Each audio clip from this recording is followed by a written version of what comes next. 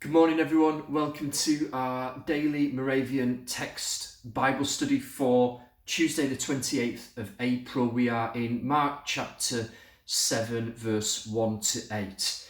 And in this passage, the religious leaders of the day, a special contingency, are sent to Jesus to try to work out whether he is living a holy life as they define holiness. Not as the scriptures, the Old Testament, the Torah defined holiness, but as they defined it based on the traditions of the elders, the oral law, what was called the Mishnah, part of the Talmud, a whole series of rules and regulations invented by man in order to prevent you from even getting close to breaking the laws.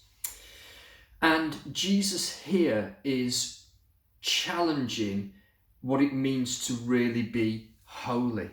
You see, religion and religious practice works like this. Whatever religion it is, whether it be Islam and its 5 pillars, whether it be Judaism and its 613 mitzvahs, its laws, it creates rules and regulations to tell you, do this, don't do this, and then you will be acceptable to God. Then you will be holy in His eyes. It's about your effort, your achievements, what you do or what you don't do in order to be pure, holy and righteous. But the gospel, the good news that Jesus brought to us, the good news that Jesus lived, which actually you see in the Old Testament if you have eyes to see it, is that holiness, righteousness, purity is a gift to us from God. It's Ephesians, it comes by grace, it's gifted to you through faith. You just have to believe it and receive it and apply it to your life. You can't earn it, you don't deserve it.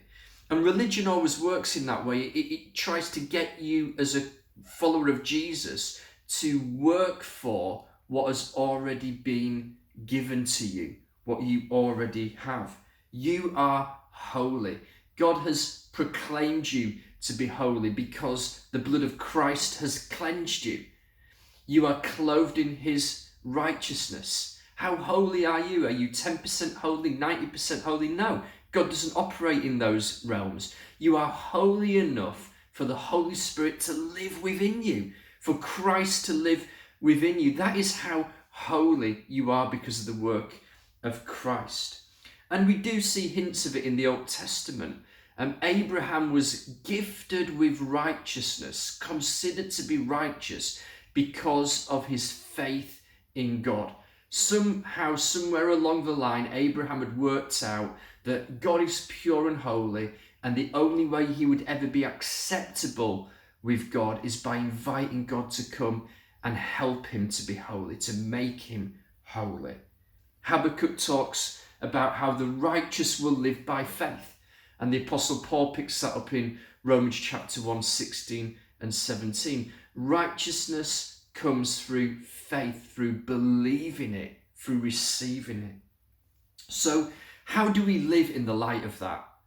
Because you see, some people say, well, does that mean you can do what you want when you want? Is it a license for sin, as it says in Jude? Well, this is where the word reflex that I use all the time is so helpful, because holiness is a reflex to the gospel input in our lives. If you make the goal of your life, if you make the aim of your life trying to avoid naughty things and trying to do all the instructions of the Bible, then it doesn't work. It leads to pride and self-righteousness when we are getting it right, but more likely it leads to shame and guilt when we are failing. It's self-effort, it's self-righteousness. Dallas Willard, who I quote all the time, he says this, that grace is not opposed to effort, grace is opposed to earning. And that's the type of a lifestyle that the Pharisees were promoting here, a lifestyle of earning, trying to earn righteousness. You had to wash your hands twice, once to make them clean and once to make them spiritually clean. It was all about earning God's favour and approval. And so when we make the goal, the aim to try to be holy, it doesn't work. But when we make the input, the goal, the aim to fall in love with Jesus, to fuel the fires of first love and devotion, to do the things of intimacy and devotion, of soaking in his word, of soaking in his presence, of worshipping him day by day, of fixing our attention and devotion to him, we find that we naturally reflex with holy living. We live in a different way. It's just like blinking when being poked in the eye. Let me finish with a John Wimber quote, which I think captures this brilliantly. John Wimber said, "The more I think about sinning, the more I sin. But the more I think about just loving Jesus, the less I seem to sin. Falling in love seems to be the key." Wherever you are, whatever you are doing today, I just call you to fall in love with Jesus, to stir up first love in your heart, to think about how someone like him could give his life on the cross for someone like you, so that you could be cleansed and forgiven and made holy.